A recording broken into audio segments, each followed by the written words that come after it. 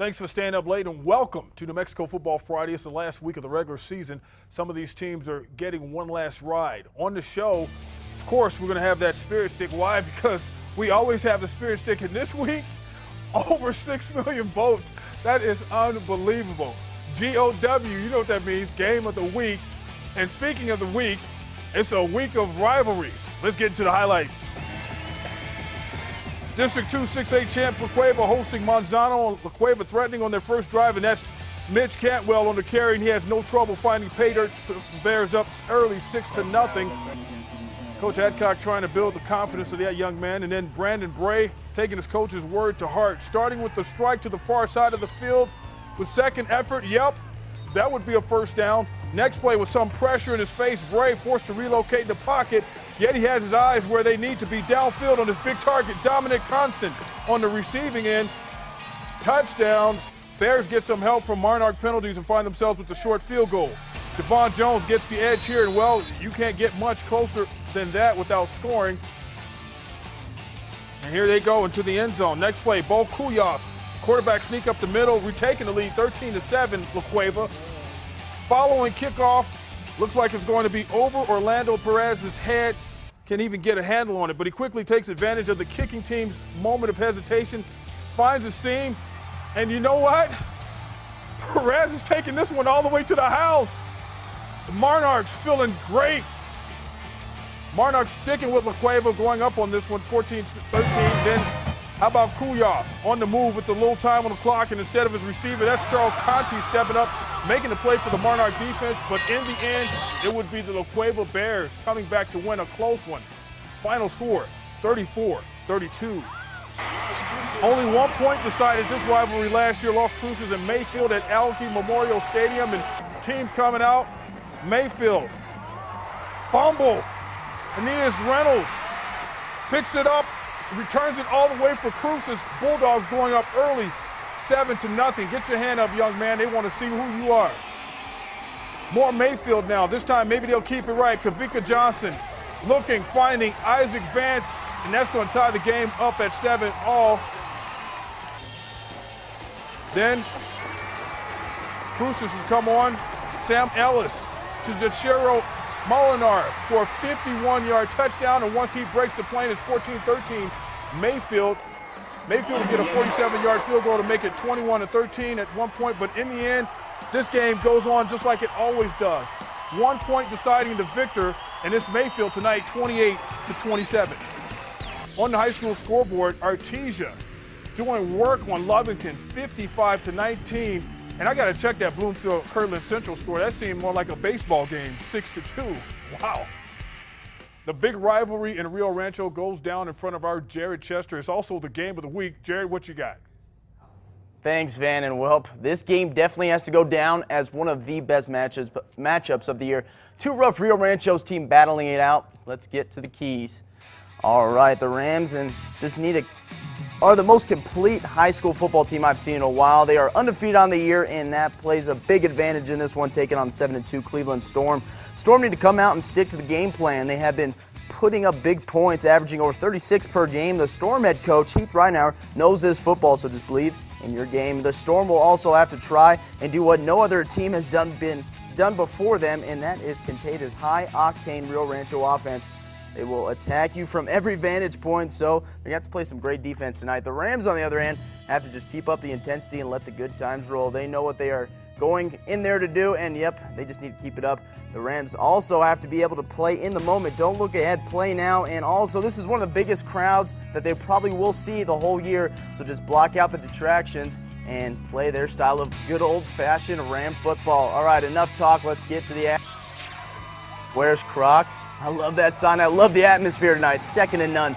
Cleveland not taking kindly to the Crocs comment. They come out smoking, but it would be the Rams' high-octane offense that would start out smoking. Great opening drive for the Rams, and they finish with a touchdown from Ikeika Waters. 7-0 Rams. The crowd is loving it. The Storm want to answer back after the touchdown, and they do, in the way of Gabe Ortega. Keeps it himself, and he's just dodging, bobbing, and weaving the Rams defense as he takes this one all the way to inside the 10, 53 yards on the play. Ensuing drive, Ortega gives it to Ben Morales, and he would punch it in. They miss the conversion, though. 6-7 the score.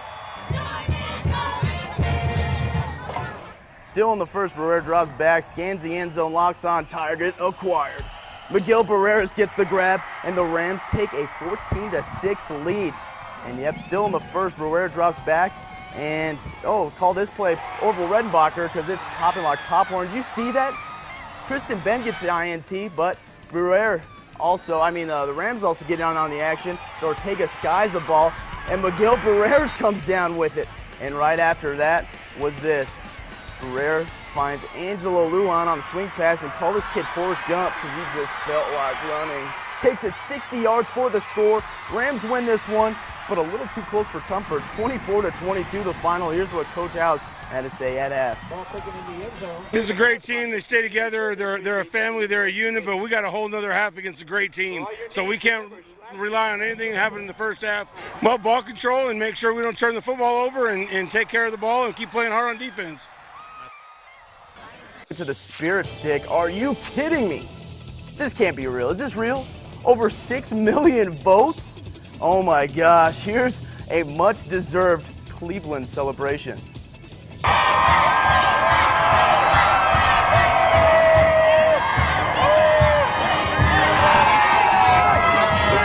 you have it, football fans. Game of the week in Spirit Stick. Still can't believe that Spirit Stick scored almost 7 million votes. That is wild, but let's get back to the man with the plan, Van Tate. Van? Yeah, I knew it was going to be like that because those two are rivals, and I just saw it when we put their names up. I was like, uh-oh, well, what are we going to have this week? Sports Illustrated honored them in their latest edition. The season the streak ended is something Albuquerque High will always remember. The Bulldogs sharing the field with West Mesa tonight, 3 wins, hoping to end with 4.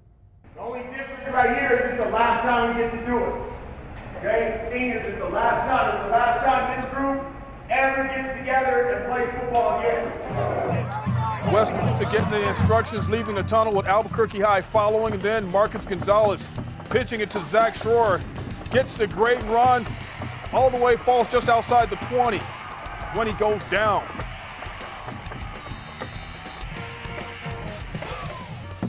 Then it would be Albuquerque High, Riley Padilla passing, and Elias Akers.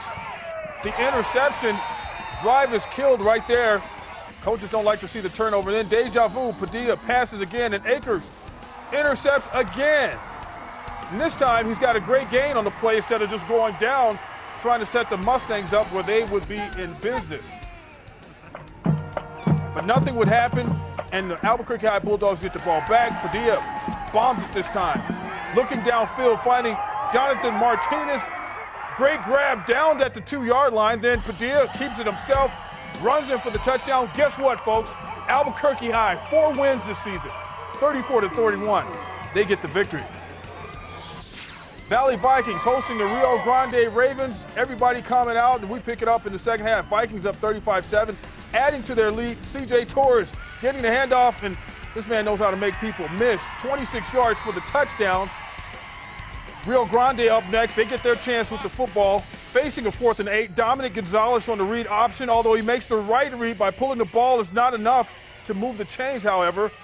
Answering drive, and Torres gets the ball again, and this time he uses a stutter step, then a little misdirection. Oh my, green grass in front of that man. Deep in Ravens territory. Big play running backs are one way to wear defense down, and using this jet sweep to get the ball on the edge to Isaiah Gutierrez is a way to expose that fatigue. He's in the end zone. After a Raven punt, Torres and the Vikings start to grind it out on the ground, carrying the ball over and over the length of the field, handing it off to Torres till he finds the end zone and puts this one away. Referees will call this one due to the mercy rule in the 4th, 57-7. Head coach Enrico Marcelli had some words for his team after the game. Let's keep this train rolling, guys. I want to see this team in the playoffs. I want to see what we can do. My seniors, hey, I'm proud of each and every one of you guys. You guys really did great. You stepped up. You guys got better every week. That's actually not Marcelli right there talking. That's not the head coach. That's one of his assistants talking to the team after that victory. Goddard over Carlsbad, 21-10. Now that's wrong teams right there too. Cobbs and Clovis get together, and Clovis knocks off Hobbs, 35-29. Alamogordo Tigers and Carlsbad Cavemen hooking up. Video courtesy of Red Rocket. Elijah McCoy get the ball runs for a couple of yards. And the home team is going to feel good tonight because Alamogordo loses to Carlsbad. 26-12 is your final tonight. And that was the right score for the Goddard game. That was the right score. That's just me with too much to do today and the fumes are going off in my head. We need to take a timeout and step aside for a minute. More Football Friday is on the way. Another battle of Valencia County on the horizon. And Bob Martin and Kerry Olson are getting big air in the City of Lakes and beyond. First, check out our cheerleaders of the week.